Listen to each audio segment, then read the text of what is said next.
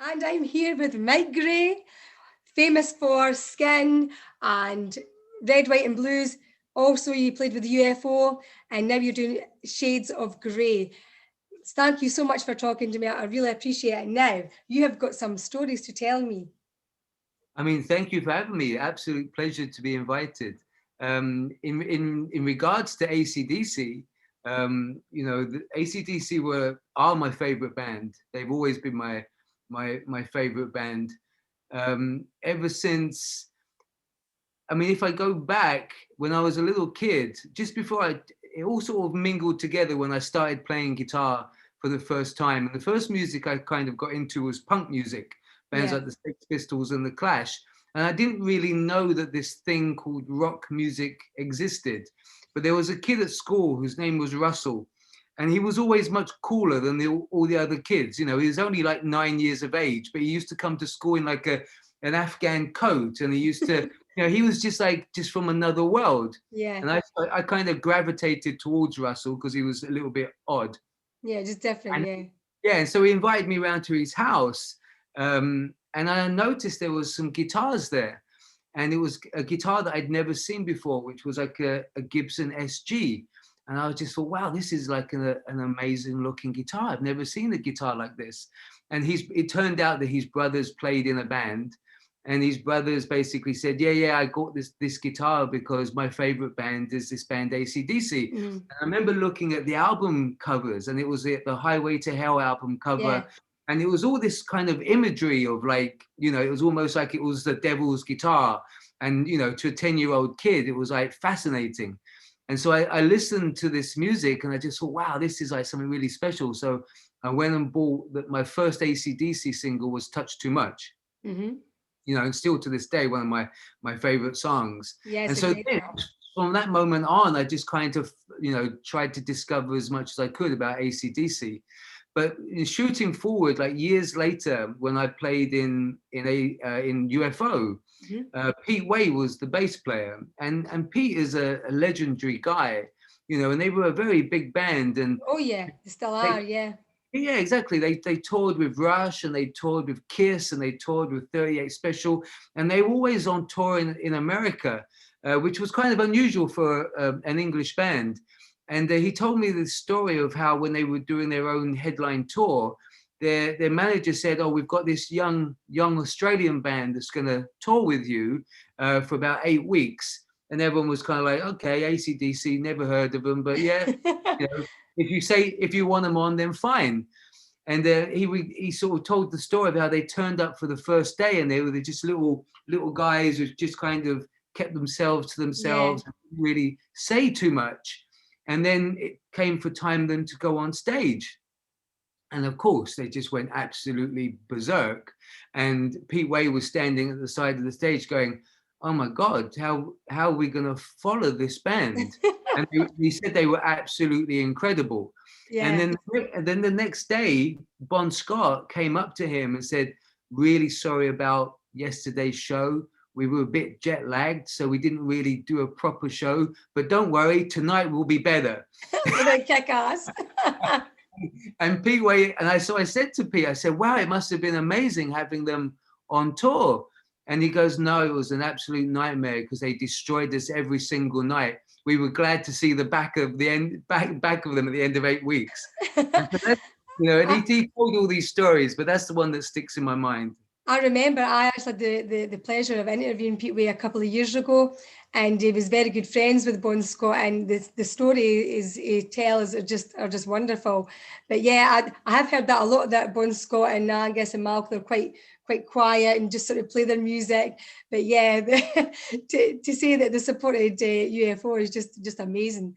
Yeah, I Yeah, mean, he said that at the time, as soon as he saw them, he just knew that they were going to be absolutely massive. He just yeah. never seen a band like it. But Pete was a great storyteller, and so I just used to sit there and listen to him tell all of these Yeah, stories. lovely guy, lovely Yeah, guy. Now, have fantastic. you heard the new AC/DC album, The Power Up? Have you heard any of it? Yeah, I heard it almost like immediately. I mean, I'm just a huge fan. I've always seen them as like the ultimate rock band. I mean, if people say to me who are my favorite bands, I always say AC/DC and Van Halen. These for me are the two bands that just capture it absolutely perfectly. So yeah, I've always been a fan and always will be. Well, I know that you've not been to Bonfest, but hopefully next year you can maybe make your way up to Kirriemuir, because it does celebrate Bon Scott and the music of AC/DC, and you would love it. And the atmosphere is just amazing. But it's great to hear stories of how people found out about AC/DC and the love for their music, because I know you're just an awesome guitarist and an awesome artist. And do please check out Shades of Grey, everybody, because your music's just brilliant. So thank you so much for talking to me, Myke. I do appreciate it. Thank you so much. My pleasure, and it would be an honor to be invited. So we live in hope. Oh, and do you have any message for the Bonfest fans before you go? Yeah, I mean, obviously, like this year and last year has been a total disaster for music, the music industry, for fans, for everyone. You know, it's knocked us all back. You know, and the idea of like a world without music is a very dark place. You know, so I hope just for the world really that, you know, music can come back, and my message is, you know, stay strong, you know, keep the faith, you know, and when music does come back, you know, come out and support the artists, and you know, just celebrate music, because, you know, the world is a dark place without music. That's very true. Listen, thank you so much for giving me your time. I really appreciate it. Thank you. You take care. Thank you. My absolute pleasure. Mwah. Hello, people of Bonfest. I'm Myke Gray, and like you, I am a massive AC/DC fan. So for a bit of fun, I'm going to play 10 AC/DC riffs, and let's just see if you can name them. Some are really easy, and some are fairly easy. Let's see how you do.